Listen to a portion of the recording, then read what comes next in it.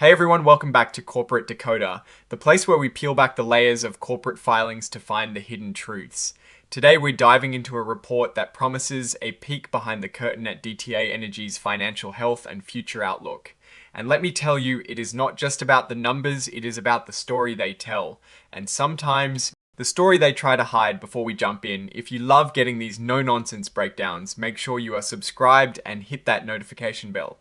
Also, we've launched a Discord community for more in-depth discussions, so check the link in the description below. Alright, so what is this all about? DTE Energy is filing a current report, basically an update for investors and the public. They're giving us their earnings release and a slide presentation for the year ending the 31st of December 2025. And this all came out on the 17th of February 2026.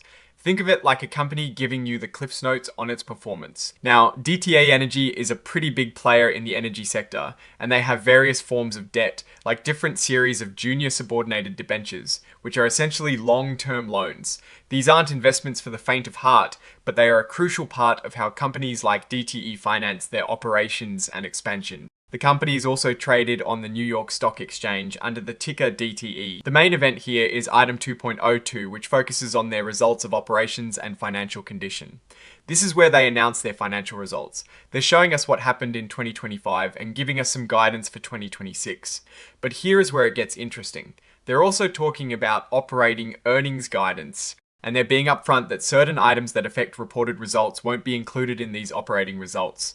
They say they can't provide a reliable forecast of these specific items, like any one-off expenses or gains, mark-to-market adjustments, or even discontinued operations. These things can swing wildly from quarter to quarter, and they can make a big difference in the bottom line. So when they talk about their operating earnings, keep in mind that the actual reported earnings could look quite different. Now, let's talk about the actual financial numbers. While this report is an update on their earnings release, the real meat would typically be in those exhibits 99.1 and 99.2.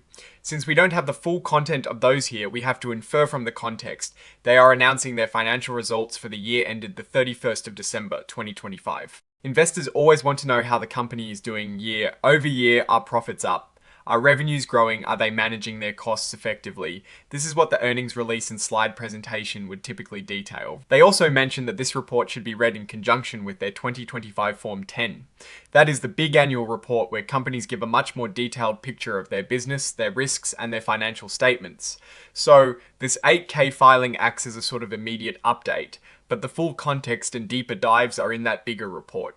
They're essentially saying, here is the quick update, but go read the details if you want the whole story. One crucial part of all these filings is the forward-looking statement section.